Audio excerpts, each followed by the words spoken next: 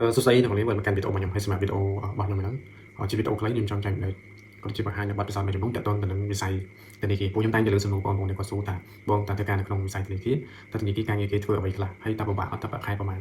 បាទពួកគាត់សួរច្រើនហើយពីច្រើនស្ទើរតែបងប្អូនតែគាត់បញ្ចប់ពីថ្នាក់វិទ្យាល័យឬក៏ពួកគាត់ទើបតែប្រឡងថ្នាក់ទី12ហើយប្រឡងទុតិយភូមិហ្នឹងបាទអញ្ចឹងហើយខ្ញុំថាការចែកម្លែករបស់ខ្ញុំវាមិនបានពេញលេញ100%ទេខ្ញុំសង្ខេបនៅចំណុចមួយចំនួនអញ្ចឹងនៅក្នុងកិច្ចការងារធនាគារប្រហែលខ្ញុំធ្វើការនៅក្នុងវិស័យហ្នឹងហើយខ្ញុំលើកតម្កើងខ្ញុំគាត់ថាវាជាការងារមួយដែលមានតម្លៃហើយល្អហើយខ្ញុំគាត់ថាមានតម្លៃល្អខ្ញុំអត់ផ្ដោតទៅលើលុយប្រហែលទេខ្ញុំផ្ដោតសំខាន់ទៅលើពេលយើងទទួលបានការងារហ្នឹងគឺគេនឹងអភិវឌ្ឍប្រឹងសមត្ថភាពយើងបាទគេនឹងធ្វើជាប្រចាំអានេះជារឿងមួយដែលខ្ញុំមើលឃើញថា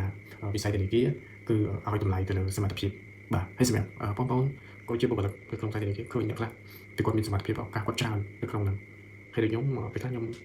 មិនជាបុគ្គលិកដែលធំឬក៏ទូនទីទេខ្ញុំគាត់ថាសាមញ្ញទេប៉ុន្តែពេលខ្លះខ្ញុំធ្វើការនៅនឹងខ្ញុំគាត់ថាសមត្ថភាពខ្លួនឯង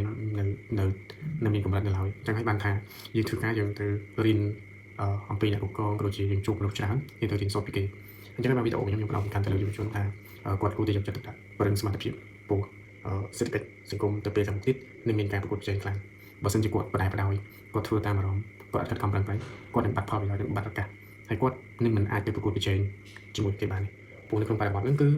មានបងប្អូនមួយចំនួនគាត់សមត្ថភាពគាត់ពូកែខ្លាំងអញ្ចឹងហើយនៅក្នុងការបំពេញការងាររបស់គាត់គាត់បើយើងឱកាសពីច្រើនគឺមានសម្រាប់គាត់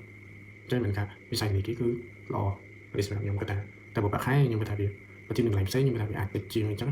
បាទប៉ុន្តែក៏វាមិនតិចប្រហែលវាច្រើនហើយបើសិនជាយើងមានសមត្ថភាពទៅធ្វើការងារដែលធំជាងហ្នឹងឬក៏ទូនទីធំនៅក្នុងប្រព័ន្ធក៏ប្រាក់ខែក៏គួរសមដែរ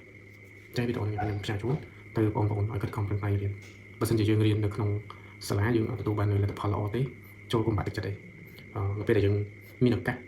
ចូលទៅថ្នាក់សាកលវិទ្យាល័យយើងខិតខំប្រឹងប្រែងរៀនហើយនៅពេលដែលយើងទទួលបានឱកាសគឺពេលនេះហើយដែលជាពេលសំខាន់បំផុតយើងបានទាំងការងារបានប្រាក់ខែបានទាំងបទពិសោធន៍ជាក់ស្ដែងដែលនេះជារឿងដែលសំខាន់បំផុតចូលបងប្អូនទៅចាប់ការងារបានអរគុណ